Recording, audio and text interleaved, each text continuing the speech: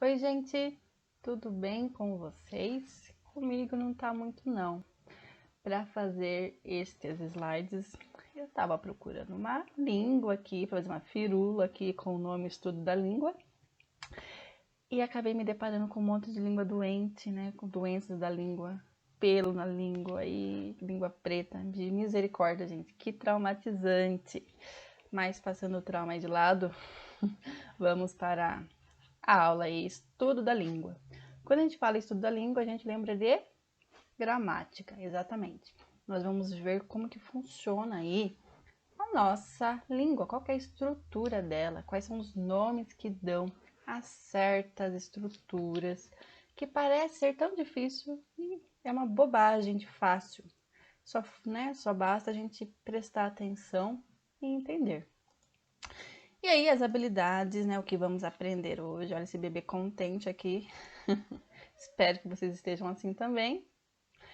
E aí, o que acontece? Vamos aprender aqui nessa aula as habilidades aqui 8A e 8B, que fala sobre as conjunções, a relação de conjunções e as orações coordenadas e subordinadas. Olha que nomão, né? Coordenada, subordinada, oração. Mas é só o nome que assusta. O conceito mesmo é bem fácil. Veremos, né? Para começar, vamos lembrar o que é frase e oração? Eu acredito que vocês já devem ter visto, eu tenho certeza que vocês viram lá no sexto, sétimo ano, mas não custa nada relembrar, né? Frase, qualquer palavra ou conjunto de palavra que faça sentido. Então, eu chego numa sala de aula e tá uma bagunça e eu falo, nossa! Esse nossa, apesar de ser uma palavrinha só, ele tem total sentido no contexto. Então, vai ser uma frase. Agora, se eu chego num lugar, por exemplo, num banco, e eu do nada falo, ai, cadeira. O pessoal vai achar que sou louca, né? Porque não faz sentido nenhum eu falar cadeira do nada no meio de um banco. Então, nesse caso, a palavra cadeira é só palavra, não vai ser uma frase, porque não tem sentido. Uau, normalmente tem sentido. Que dia lindo, tudo bem? São tudo frases. Aqui do nosso lado direito, pelo menos do meu lado direito, é oração. São frases, né? São frases que têm verbo. E aí, eu coloquei sublinhado para vocês os verbos. Lembrando que verbo é tudo que eu consigo colocar no presente, passado, futuro, né? Já dei esse macete para vocês. Então lá, o dia está lindo. Vimos até que esse está, ele é um verbo de ligação. Por quê? Porque ele conecta o lindo, né, que é um predicativo, com o sujeito, que é o dia. Já vimos isso em sala de aula, quando estávamos ainda em aula presenciais. Aí eu coloquei o dia estava lindo, para mostrar, né, olha como o verbo, ele muda, né, de tempo, né, está presente, estava passado. Amo essa série, também é um verbo, né, amo, amei, amarei, enfim. Um verbo amar também aqui será uma oração. Mas, professora, e aqui do lado esquerdo? Esse nossa, uau, que dia lindo, não tem verbo. Então, não é oração. Exatamente. Nossa, uau, que dia lindo e tudo bem? Nenhuma destas frases, por isso que são apenas frases, não são oração, porque não tem verbo. Beleza? Tá. Sabendo agora o que é oração, esquece frase. Oração, que tem verbo, nós vamos aprender o que é período. O que é um período? Período é um enunciado de sentido completo. Então, quando eu falo assim, ó, e eu gostei do filme da eu gostei do final da série. Eita, escrevi errado aqui, gente, ignore. Eu gostei do final da série Dark. Já o Rafael não entendeu nada. Olha que eu coloquei em amarelo para vocês, coloquei em azul. É um azul ou verde isso? Eu sempre confundo. É verde piscina, né? É verde piscina. Então, então lá, eu gostei do final da série Dark. É um período. Por quê? Começa numa letra maiúscula e termina no ponto. O período, ele sempre vai terminar no ponto de exclamação ou ponto de interrogação. Então, esses três sinais de pontuação, eles terminam um período. Depois, eu comecei um outro período. Já o Rafael não entendeu nada. Letra maiúscula até o ponto. Poderiam ponto. Ah, coloquei em cima ponto de exclamação lá. Então, até o ponto de exclamação é um outro período, certo? Então, retomando, período é da letra maiúscula até o ponto ou ponto de exclamação ou ponto de interrogação. Isso é um período. Mas nós temos período simples e período composto. Simples é quando eu tenho um verbo só. E composto é quando eu tenho 2 ou mais verbos. Então, eu cheguei em casa, olha, acabou meu período aí, não tem um ponto? Tem, então acabou o período. Aí eu vou olhar no meu período aí, né, na minha oração. Eu cheguei em casa. Só tem um verbo, professora, o verbo chegar. Então, do eu cheguei em casa é um período simples. Ao lado, eu tenho depois fui dormir. Depois fui dormir, tem um verbo só, também é um período simples, ok? Gente, aqui, então, eu tenho um enunciado com 2 períodos, sendo os 2 períodos simples, beleza?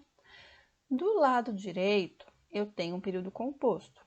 Lá da letra maiúscula até o ponto, eu tenho mais de um verbo. Então, aí eu cheguei em casa e logo dormi. Ou seja, cheguei e dormi são verbos. Eu tenho 2 verbos num período, então será um período composto. Simples, não é? Não é tanto, né? Vamos tomar cuidado. Por quê? Porque existe a locução verbal. Na gramática, tudo que é locução é quando eu tenho 2 palavrinhas ou mais com apenas um sentido. Ou seja, não existe só locução verbal. Existe locução adjetiva, locução adverbial, tá? E aí o que acontece? Às vezes eu tenho 2 verbos, só que eu tenho apenas um sentido. E aí eu vou contar como um verbo apenas. Então lá, eu estou estudando para a prova. Esse estou é um verbo. Estudando também é um verbo. A gente fala que é uma junção de um verbo auxiliar e um verbo, né? É o verbo aí no caso de gerúndio. Eu juntei esses 2 verbos e faz um sentido só. E aí eu vou contar com apenas um. Então, eu não posso falar que é um período composto, esse eu estou estudando para a prova. Por que não é um período composto? Porque tem apenas um sentido, só tem uma ação ali, que é a ação de estudar. A mesma coisa lá embaixo. Ela vai amar o Jorge. Vai amar, a gente usa muito esse vai amar, ele vai jogar, ele vai estudar. Em vez de a gente usar lá, ela amará o Jorge, ou ele estudará, nós usamos aí né, o vai como futuro e um outro verbo no infinitivo, né, que é o amar, chorar, correr. E aí o que acontece? Esse vai amar não é um sentido só? É um sentido só, não vai para algum lugar e depois vai amar. Não, é um sentido só. E aí, como é um sentido só, também é uma locução verbal, também será um período simples, certo? Vamos deixar mais claro isso? Olha esse trecho, vamos imaginar que é um parágrafo de uma história. Paulo terminou o namoro e ficou muito triste. Foi comer um balde de sorvete na frente da TV para lamentar a sua dor. Paulo ficou melhor. Paulo foi dormir. Oh. Gente, eu coloquei em verde, verde piscina. Gente, eu tenho uma... E olha que nem existe daltonismo para mulher, né? Mas eu sempre, desde criança, eu confundo verde piscina com azul. Não sei porquê, mas superemos isso. Aí o que acontece? Eu coloquei lá, terminou, ficou, foi comer, lamentar, ficou, foi dormir, tudo aí, né, grifado. E eu coloquei embaixo essas frases separadas, esses períodos separados. Então lá, Paulo terminou o namoro e ficou triste. Eu tenho o verbo terminar e o verbo ficar. No mesmo período. Se eu tenho o verbo terminar e o verbo ficar no mesmo período, ou seja, são 2 orações num período só. Então, nós vamos chamar de período composto, tá? Aí, ó, tá aí do lado da oração 1, certo? Lá no segundo período, ele fala foi, ó, letra maiúscula até o ponto final, dor, correto? Então, foi comer, olha aqui uma locução verbal com um sentido só. Foi comer um balde de sorvete na frente da TV para lamentar a sua dor. O que aconteceu? Eu tenho uma locução verbal e tenho mais um verbo, que é o verbo lamentar. Também será um período composto, tá? Tenho 2 orações, né, que são 2 verbos, então um período composto. Lá na questão 3, não. Lá na sentença 3, tá. Paulo ficou melhor, né? Bem curtinho o período aí, um período bem curtinho com apenas um verbo. Paulo ficou melhor. Então, será um período simples. E na 4, Paulo foi dormir. Foi dormir também é uma locução verbal, um sentido só. Também será um período simples. Deu para clarear aí? Espero que sim. Então, o que eu tenho que entender? Que nesse enunciado inteiro, de Paulo até dormir, eu tenho vários períodos aí, sendo períodos simples e compostos, tá? Então, no mesmo parágrafo, eu tenho, né, um parágrafo feito de vários períodos. E aí, gente, o que tem a ver a conjunção com período? Gente, tem tudo a ver. Sabe por quê? Porque fica muito pobre eu ficar usando um texto inteiro só de período simples. É como se a gente não soubesse usar a nossa própria língua. Então, imagina se eu falo assim para vocês. Eu fui para a escola estava fechada, ponto. Eu voltei para casa, ponto. Eu vou dormir, ponto. E, sabe, fazer várias frases assim de períodos simples num enunciado fica muito feio, fica muito estranho. Então, o que a gente faz? Em vez de ficar usando vários períodos, um isolado do outro, a gente junta e coloca alguma coisa que conecte esses períodos, para deixar aí mais pomposo, para mostrar que a gente sabe usar a nossa própria língua. Então, lá, eu fui para a escola, eu fui, o verbo, período simples. A escola estava fechada, também tem um verbo aí, que é o verbo estar, também é um período simples. Vamos juntar? Vamos deixar a nossa língua mais bonita? Então, lá embaixo, o que a gente fez? Eu fui para a escola, vírgula, mas estava fechada. Agora, eu tenho um período composto. Por quê? Porque em vez de eu colocar um ponto, eu coloquei uma vírgula. Então, nesse período, lá do eu, que é letra maiúscula, até o ponto... Desculpa, gente. Eu tenho aí o verbo ir e o verbo estar. Então, como eu tenho duas orações no mesmo período, né, do ponto da letra maiúscula até o ponto, eu tenho um período composto. Só que, gente, quando eu junto frases, é interessante eu fazer o quê? Eu colocar um conectivo. E esse conectivo nós vamos chamar de conjunção. Na verdade, a palavra conjunção, ela tem vários nomes. É a mesma coisa, mas tem vários nomes. Então, conectivo, conjunção, síndeto, elemento coesivo, é tudo a mesma coisa. Então, quando eu coloco esse mas aí, ele dá a ideia de adversão. Eu fui para a escola, mas estava fechada. Né? Então, quando a gente vai para a escola, a ideia é que ela esteja aberta.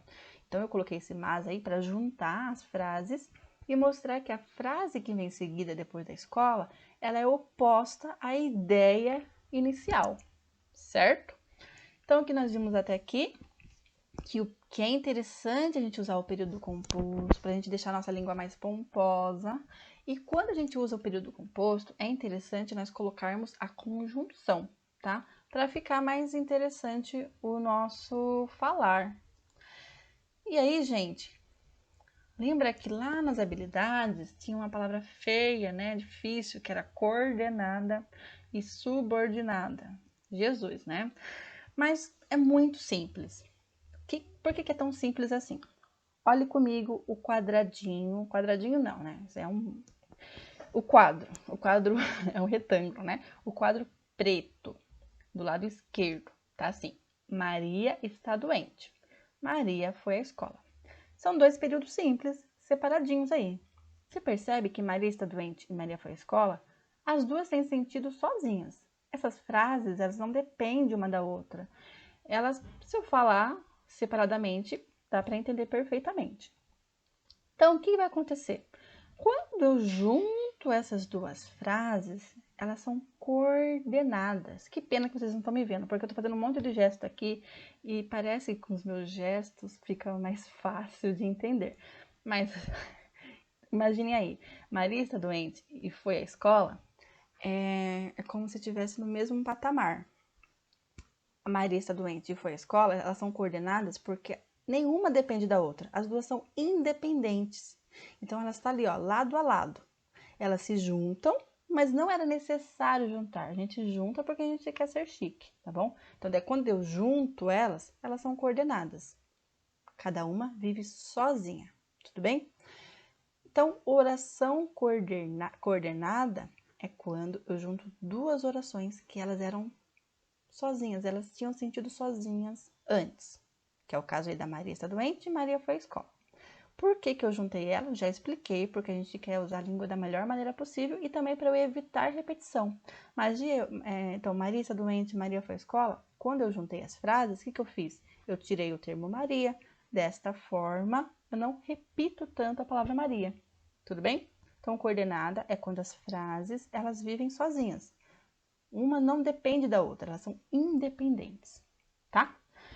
Do outro lado, no meu quadro preto do lado direito, eu tenho a seguinte frase: não sabemos quando comprou. Ele é como o pai. Gente, o que está escrito em branco lá, não sabemos, e depois comprou, são duas orações. Não tem? Ó, sabemos tem um verbo, comprou é um verbo, são duas orações. Só que essas orações, elas precisam uma da outra. Elas não vivem, não faz sentido. Gente, olha, não sabemos. Tem que ter um contexto enorme aí para eu entender se não sabemos. Ou eu falo, comprou. Também tem que ter um texto enorme para eu entender. Então, são frases que elas não são independentes. Uma depende da outra para fazer sentido. E quando eu conecto as duas, eu coloco um conectivo, né? Que no caso é o quando. Não sabemos quando comprou. Então, nós vamos chamar de oração subordinada, tá? Eu preciso uma da outra, sou subordinada a outra para eu existir. Ele é, ponto, o pai. Aí, no caso, eu tenho uma oração e tenho uma frase, certo? O pai não tem verbo. Então, o que acontece? Ele é também sozinho não funciona. E só o pai também sozinho não funciona. Então, essas duas sentenças precisam uma da outra para fazer sentido. Então, deu para entender? Oração coordenada é quando as frases vivem sozinhas, mas eu junto. E oração subordinada, elas não vivem sozinhas, elas precisam uma da outra para, né, viver, vamos dizer assim, para fazer sentido. Gente, aquele nomão, né? Oração subordinada, oração coordenada, ou conjunção coordenada, conjunção subordinada, é só isso. Eu expliquei para vocês entenderem, mas fiquem tranquilos, porque o que vai contar mesmo é isso daqui, ó. É o sentido. Olha que lindo esse japonesinho de olho azul. Difícil ver, né?